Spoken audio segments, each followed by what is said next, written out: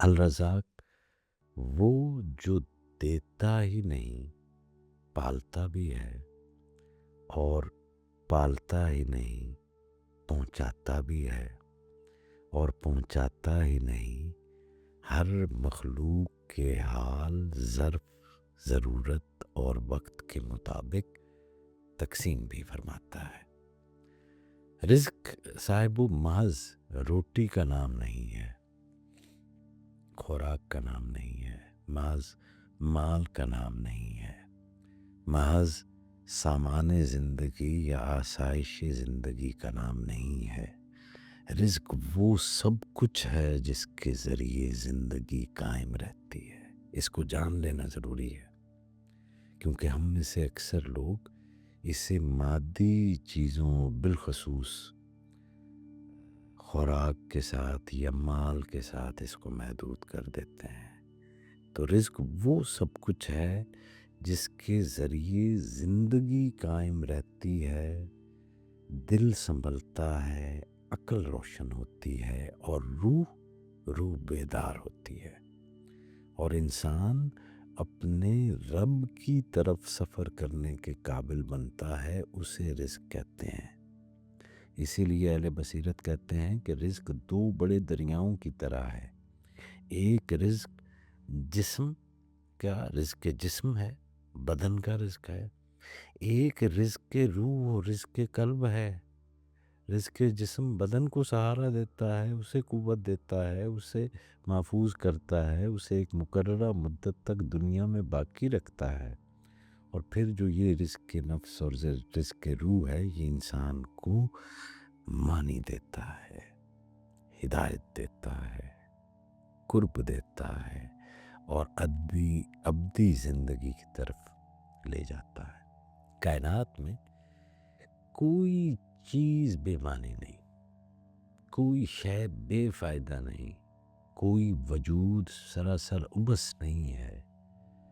جو آنکھ اللہ کی طرف سے دیکھنا سیکھ لے، جس آنکھ کو وہ رزق نصیب ہو جائے، اسے ہر شے میں رزق کے آثار دکھائی دینے لگتے ہیں۔ وہ سمجھ جاتا ہے کہ یہ عالم محض مادی تصادم کا میدان نہیں، بلکہ ربانی تدبیر کا ایک پھیلا ہوا دسترخوان ہے۔ یہاں پر ایک لطیف امتحان بھی آ جاتا ہے، اور وہ یہ ہے کہ مادی رزق اپنی اصل میں پاک ہوتا ہے، کیونکہ وہ اللہ کی عطا ہے۔ وہ ناپاک تب بنتا ہے جب انسان اپنے طریقے، اپنی نیت، اپنے ظلم، اپنی حرص اور لالچ، یا اپنی خیانت، یا اپنی بے اعتدالی سے اس کو آلودہ کر لیتا ہے، اس کی پیورٹی کو چھین لیتا ہے۔ تو چیز بذات خود رزق ہے، مگر انسان کا ہاتھ اسے حرام اور مکروہ یا وبال بنا دیتا ہے۔ یہی وجہ ہے کہ رزق کے باب میں صرف کتنا ملا یہ اہم نہیں ہے۔ رزق کے باب میں جو سب سے اہم چیز ہے وہ یہ ہے کہ کیسے ملا، رائٹ فل مینز سے ملا۔ جی، یہ اہم ہے، یہ اہم نہیں کہ کتنا ملا، یہ اہم ہے کیسے ملا، یہ اہم ہے کیوں ملا۔ جی، یہ اہم ہے کہ کس چیز میں وہ خرچ ہوا، یہ اہم ہے۔ تو ایک لقمہ اگر حلال، شکر اور امانت کے ساتھ آئے تو وہ ایک انرجی کا پیکٹ ہے آپ کے اندر، نور بن جاتا ہے وہ۔ اور بہت سا مال اگر ان رائٹ فل مینز کے ساتھ آئے، ظلم کے ساتھ آئے، یا دھوکے کے ساتھ آئے، یا غصب کے ساتھ آئے، یا چوری کے ساتھ آئے، تو وہ آپ کو نرش نہیں کرتا، وہ آپ کے لیے بیماریوں کا باعث بن جاتا ہے، آپ کے جسم کے لیے بھی، آپ کے دل کے لیے بھی۔ الرزاق، اس اسم کا ادب کیا ہے؟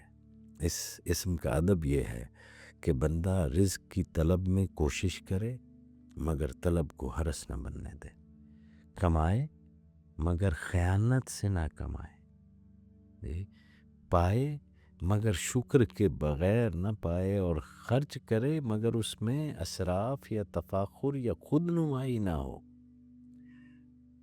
اسی طرح ایک دوسری محرومی بھی ہے، وہ محرومی جو سستی، بے عملی اور ترک صحیح سے پیدا ہوتی ہے۔ بعض لوگ رزق کی کمی کا شکوہ کرتے ہیں مگر رزق کے دروازوں پر دستک ہی نہیں دیتے، سستی اتنے ہوتے ہیں، کوشش بھی نہیں کرتے۔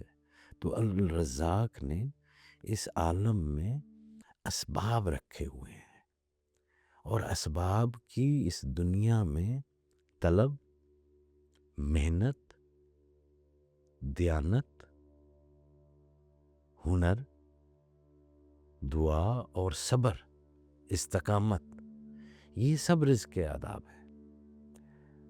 تو رزق کے آداب کیا ہے؟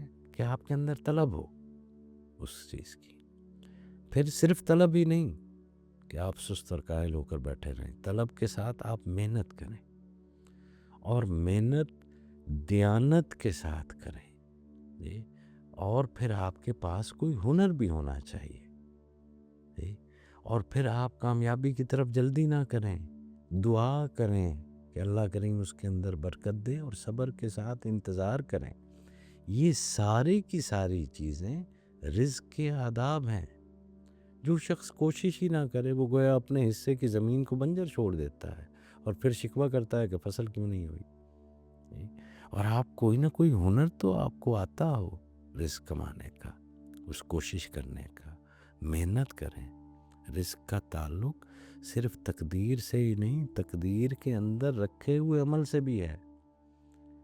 وہ تو اللہ کی ذات ہے، اللہ چاہے تو بغیر سبب بھی دے دے، مگر اس نے یہ حکمت رکھی ہے، یہ اسی کی حکمت ہے کہ بندہ کوشش کرے، دروازے کھٹکھٹائے، وہ راستے تلاش کرے، وہ ہنر سیکھے، اور پھر دیانت کے ساتھ اپنے تمام اعمال لے کر سچائی کے ساتھ اپنے رب کی طرف رجوع کرے، دعا کرے، تو پھر رزق کے دروازے کھل جاتے ہیں۔ روحانی رزق بھی آتا ہے، جسمانی رزق جو ہے وہ بھی آتا ہے۔ روحانی رزق آسمانی ہدایت میں رکھا گیا ہے صاحبو، وحی میں رکھا گیا ہے، قرآن کریم میں رکھا گیا ہے، ذکر الہ میں رکھا گیا ہے۔ روحانی رزق صدق میں رکھا گیا ہے، اور اس صحبت میں رکھا گیا ہے جو انسان کو اللہ کی طرف لے جائے۔